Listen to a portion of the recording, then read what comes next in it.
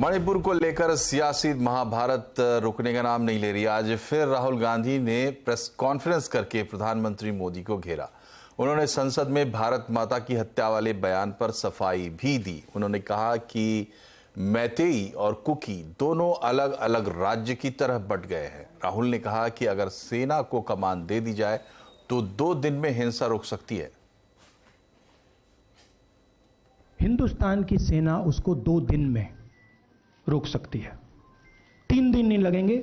अगर हिंदुस्तान की आर्मी को कहा गया कि यह तमाशा बंद करो, 2 दिन में यह तमाशा ड्रामा बंद हो जाएगा। प्रधानमंत्री मणिपुर को जलाना चाहते हैं, आग बुझाना नहीं चाहते हैं। यह है सच्चाई। वहीं संसदीय कार्य मंत्री प्रहलाद जोशी ने कहा है कि राहुल गांधी भारत माता को ठीक से आज तक समझ ही नहीं पाए हैं। उन्होंने राहुल की दिमागी हालत पर सवाल उठा दिए। में चर्चा करने के लिए सहमति व्यक्त की, वो तो दिल्ली का जो ऑर्डिनेंस था उसके बारे में, क्योंकि वो उन लोगों के लिए अपना अलायंस का एकजुट दिखाने का था। आज भी राहुल गांधी क्या क्या बोला है, तो I think he has lost the, mister Rahul Gandhi has lost the mental balance. It appears like that. Whatever the statement he has made today, by that it appears that he has lost, because he has not heard the reply. He did not come to house. सरकार राजद्रोह का कानून खत्म करने के साथ अंग्रेजों के जमाने के क्रिमिनल कानून आईपीसी, सीआरपीसी और एविडेंस एक्ट में भी आमूल चूल परिवर्तन करने जा रही है। आज गृह मंत्री अमित शाह ने इसके लिए लोकसभा में 3 बिल पेश किए हैं। भारतीय नागरिक संहिता, भारतीय न्याय संहिता और भारतीय साक्ष्य संहिता नाम के ये 3 बिल क्रिमिनल लॉ को आज की जरूरतों के हिसाब से अपडेट करेंगे, साथ ही न्यायिक प्रक्रिया को आसान भी बनाएंगे। पुलिस में शिकायत दर्ज कराने से लेकर अदालत में सुनवाई तक की पूरी प्रक्रिया को डिजिटल किया जाएगा। हर स्टेप में जांच और सुनवाई की समय सीमा तय की जाएगी। क्रिमिनल जांच में फॉरेंसिक साइंस और डिजिटल संसाधनों को उचित जगह दी जाएगी और लंबित मामलों के निपटारे का रास्ता भी साफ होगा। गृह मंत्री ने लोकसभा में बिल पेश करने के बाद कहा कि इस बिल को संसद की स्थायी समिति और लॉ कमीशन के पास भेजा जाएगा। दूसरे स्टेक होल्डर से भी राय ली जाएगी और उसके बाद फाइनल बिल को संसद के सामने रखा जाएगा। जो कानून रिपील होंगे इस तीनों विधेयक से, वो कानूनों की आत्मा जो है, वो कानूनों का मध्य बिंदु है कानून बनाने का, वो अंग्रेज शासन को मजबूत करने की दृष्टि से कानून बनाए गए थे। अंग्रेज शासन की रक्षा करने के लिए कानून बनाए गए थे और उसका उद्देश्य दंड देने का था, न्याय देने का नहीं था। ये दोनों मूलभूत चीजों पर हम परिवर्तन करने जा रहे हैं। ये तीनों कानूनों को रिप्लेस कर कर इनकी जगह जो 3 नए कानून बनेंगे, उनकी आत्मा होगी भारत के नागरिकों को संविधान प्रदत्त सारे अधिकार जो मिले हैं, इसकी सुरक्षा। और अब आपको सीधे लिए चलते हैं एक कार्यक्रम में जहां आशा भोसले हैं और साथ ही है राष्ट्रपति द्रौपदी मुर्मू। चुरा लिया है तुमने जो दिल को, नजर नहीं चुराना सनम, बदल के मेरी तुम जिंदगानी, कहीं बदल ना जाना सनम।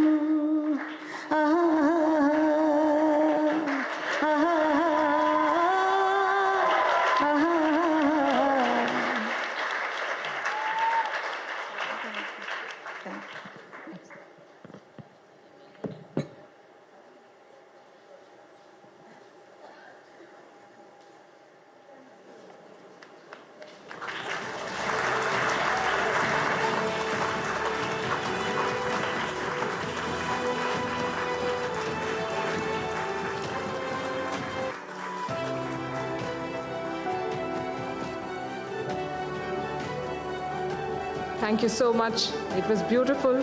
बहुत बहुत धन्यवाद आपका। राजनीति के दांव पेच हो या फिर खेल का मैदान हो, रॉकेट साइंस हो या देश की हिफाजत करने की जिम्मेदारी, महिलाओं ने पुरुषों के साथ कंधे से कंधा मिलाकर हर फर्ज न सिर्फ बखूबी निभाया है, बल्कि पूरी दुनिया में भारत का परचम बुलंदी से लहराया है। और नेटवर्क 18 अपने राइजिंग इंडिया शी शक्ति मंच से भारत की ऐसी ही महिलाओं के हौसले और जज्बे को सलाम करता है। शी शक्ति महिलाओं को सम्मानित करने का एक प्रयास है। मैं अब महामहिम राष्ट्रपति द्रौपदी मुर्मू जी से विनम्र निवेदन करती हूं कि वो नारी शक्ति पर अपने विचार हमसे साझा करें।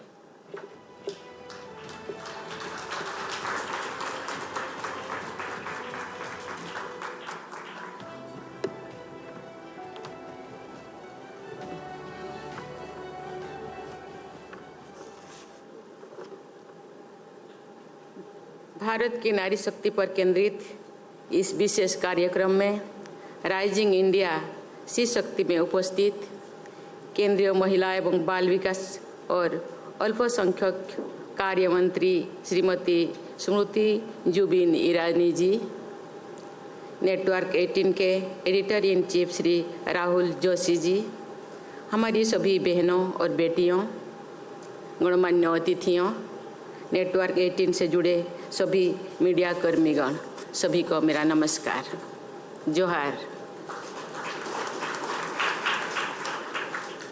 महिलाओं की उपलब्धियों को मान्यता देने, सम्मानित करने और उसका उत्सव मनाने के इस कार्यक्रम में शामिल होकर मुझे हार्दिक प्रसन्नता हो रही है।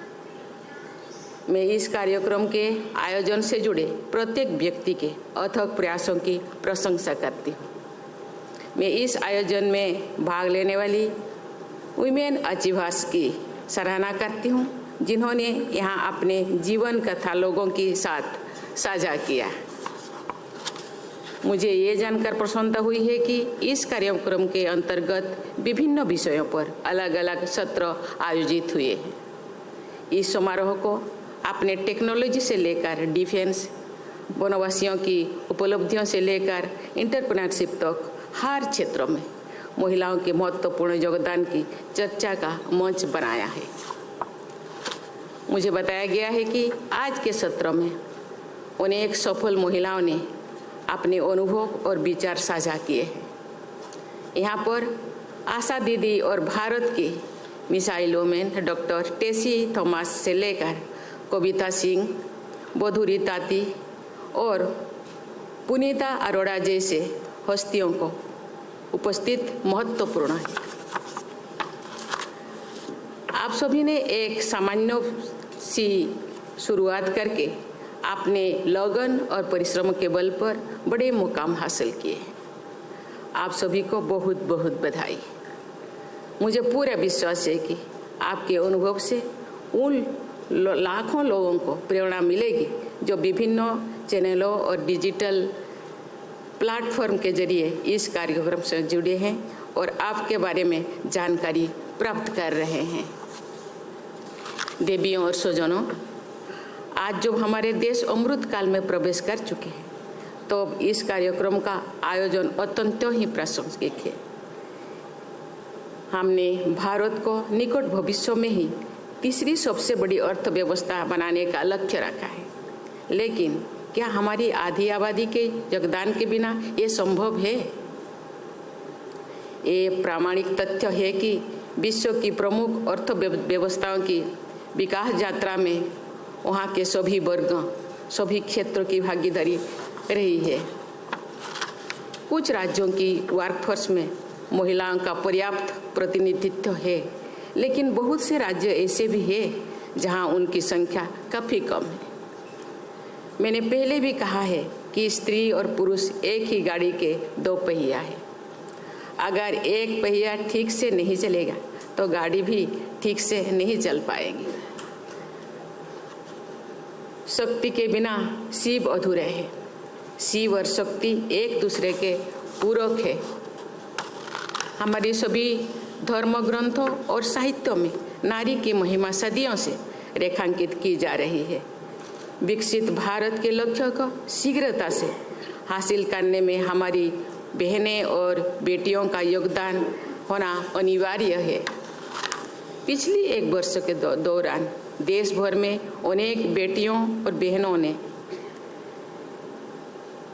मैंने उनसे मिली हूँ और अपने अनुभव से ये कह सकती हूँ कि उनमें जीवन में आगे बढ़ने और देश तथा समाज के लिए कुछ कर गुजरने की असीम ललक है। जरूरत है कि बस उनकी क्षमता और योग्यता पर भरोसा करने की। मुझे पूरा विश्वास है कि अमृतकाल में नारी शक्ति के योगदान के बल पर भारत विकसित देश के समूहों में अपने अग्रणी स्थान बना सकेगा। देवियों और स्वजनों, महिला शक्ति के बिना एक स्वस्थ, सशक्त और विकसित समाज की परिकल्पना संभव ही नहीं है। हम धरती और भारत भूमि को माता के रूप में संबोधित करते हैं।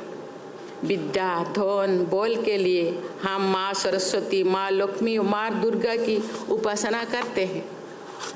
प्राचीन काल से आधुनिक भारत तक हमारी इतिहास महिलाओं के योगदान की गाथाओं से भरा हुआ है। गर्गी, मैत्री, रोमसा और ओपाला जैसे विभूतियों ने, विदुषी नारी ने से लेकर रानी लक्ष्मीबाई, अहिल्याबाई होकर रानी बेलू नाचियार और रानी चेन्नम्मा जैसी वीरांगनाओं के योगदान के उल्लेख के बिना हमारा इतिहास अधूरा है। विश्व के अनेक विकसित देशों ने महिलाओं को वोटिंग राइट्स देने में बहुत लंबा समय लगाया था, जबकि हमारे संविधान निर्माताओं ने यूनिवर्सल वोटिंग राइट्स को शुरू से ही लागू कर दिया। दुनिया भर के लिए ये आश्चर्य की बात थी, लेकिन महिलाओं को बराबरी का अधिकार और सम्मान देना तो भारतीयता का मूल भाव रहा है।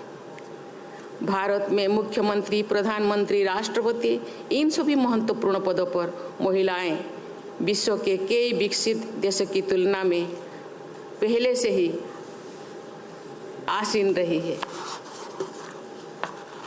नारी का सम्मान हमारी संस्कृति का आधार रहा है। यब नार्यस्तु पूज्यन्ते रमन्ते तत्र देवता, ये हमारा सूत्र वाक्य रहा है।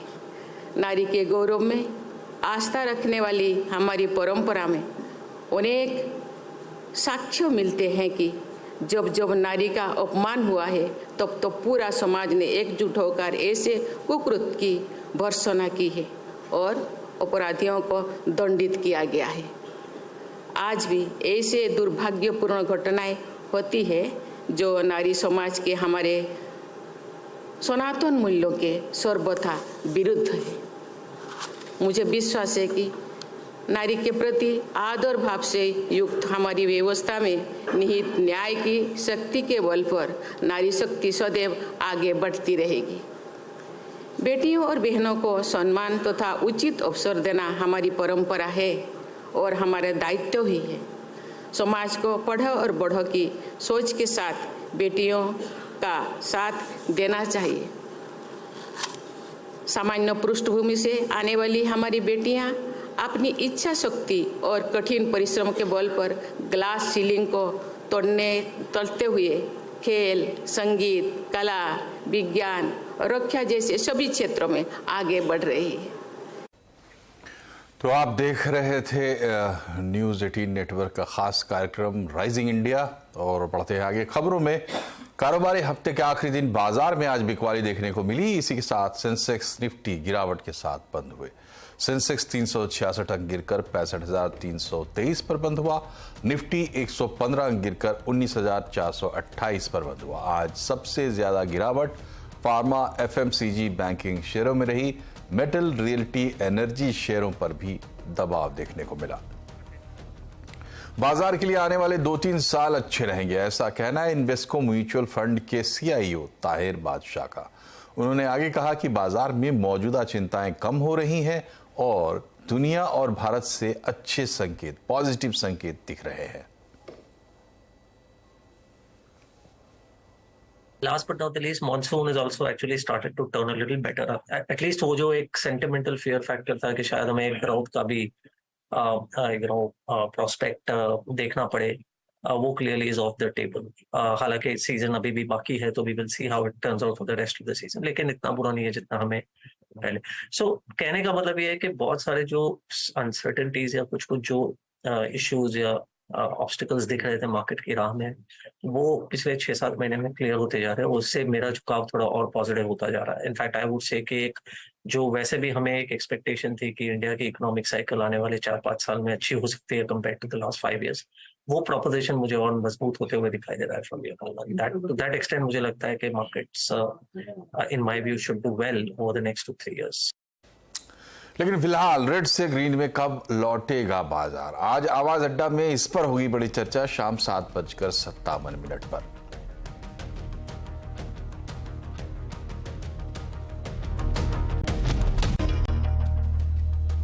ब्रेक के बाद एक बार फिर से आपका स्वागत है आवाज समाचार में. अब एयर इंडिया नए अंदाज में नजर आएगी. एयर इंडिया ने अपने लोगो को बदल दिया है. नए लोगो का नाम है द विस्टा. इसे मशहूर डिजाइनर तस्नीम अली ने डिजाइन किया है. नए लोगों में सुनहरे लाल और बैंगनी रंगों का इस्तेमाल किया गया है. कंपनी का कहना है कि नया लोगो एयरलाइन का बोल्ड, कॉन्फिडेंट आउटलुक दर्शाता है. पहले भी हम देखे इंडिया में वो विंडो वाला था, क्या हम वहीं से उसको ले रहे हैं? वहीं से सब कुछ विंडो से ही आता है. वो विस्टा एक्चुअली वो पॉइंट है विंडो का, और वो बंद नहीं है. It's is something that's flying up and away ऊपर, टू शो उड़ान, possibility, hope, all those things. It has everything. Even the word mark, वो जो लेटर्स है वो भी वो विंडो का शेप से इंस्पायर हुआ है, और वो विस्टा भी वो उसका टिप है जो ऊपर जा रहा है. एक लास्ट क्वेश्चन मैम, महाराजा को लेकर काफ़ी सवाल हो रहे थे कि क्या महाराजा बैक सीट ले चुका है, सेमी रिटायर हो चुका है. नए डिज़ाइन में नई आइडेंटिटी में महाराजा कहाँ फिट बैठता है? सो महाराजा एक्चुअली क्या हुआ, पिछले 10-15 साल से सब जगह चिपका हुआ था. उसका एक्चुअली कोई रियल रोल नहीं डिफाइन हुआ था. तो हमने उस महाराजा का रोल एकदम परफेक्टली डिफाइन किया है. He is very much there. He is a very important part of the brand, but he has a real function now of जो एकदम प्रीमियम और एलिवेटेड मोमेंट्स है और जो स्पेशल मोमेंट्स है, उस पे महाराजा का एसोसिएशन होगा. सब जगह ऐसा बिल्कुल चिपकाया नहीं है. तो आवाज समाचार में फिलहाल इतना ही, लेकिन जाते जाते आपको बता दें कि आज कंज्यूमर अड्डा में आपको बताएंगे नए पर्सनल डेटा प्रोटेक्शन कानून की बारीकियां, क्या है आपके फायदे की बात और कितनी है आपकी सुरक्षा. नमस्कार.